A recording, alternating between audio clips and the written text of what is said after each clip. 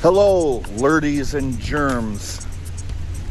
We're here out in the pouring rain, here in the Friday the 13th set, as I call it, here in the junk tank, the temporary junk tank here in Corth, Narrolina. And over there is one of the sets that we had. Now, today's lesson in independent film is a little bit about continuity, but also having a vision on the spot of where you're going with the story, especially if you improvise anything. And believe me, lots of directors have and do on set, and I did with the shed here. We put Anastasia and Ryan's characters in this shed to hide from Bohane.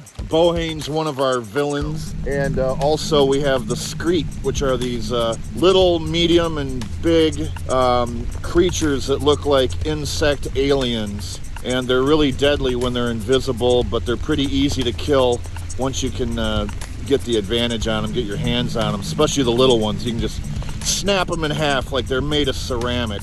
They're engineered by Dr. Julian Karsnan, and they've unfortunately been left to run wild around Anders. Now, if the rain continues, and I hope that it does, I'm going to be putting the camera right down here, stabilizing the camera right down there, and pointing it at this shed to get what we call a video plate. And it's going to be very stable so that my CGI guys don't want to lynch and burn me like they do half the time, because I don't give them the video the way that they want it, because it's a real battle between stabilizing the image so they can put in artificial elements like computer generated imagery, and the fine line between that and me being a kinetic director who likes a little bit of camera shake, a lot of camera movement, especially during action and everything. It keeps it more organic, it keeps it more interesting like that.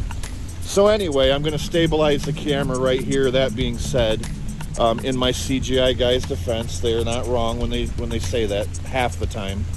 But here is the shed that the Anastasia and Ryan are hiding in from the Screet and all that. At night, you're going to be able to see the shed and the roof.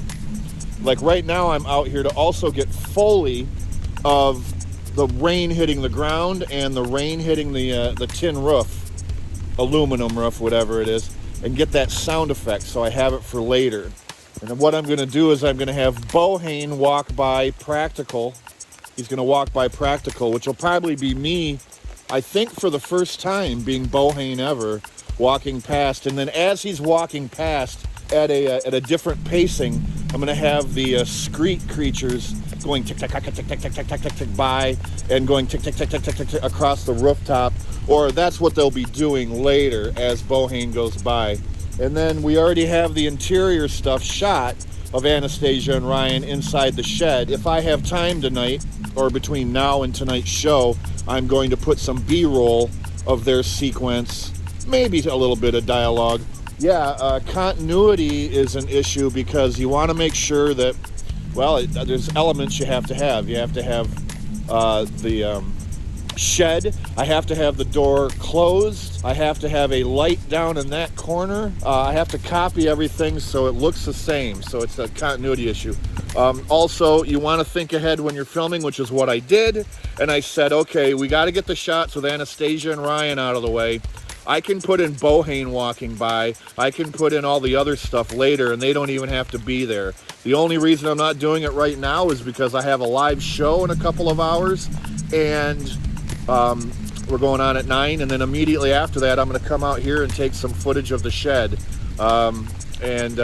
Yeah, that's pretty much rules of indie film for the moment. Thanks for joining me out in the pouring rain. Junk Tank, watch it.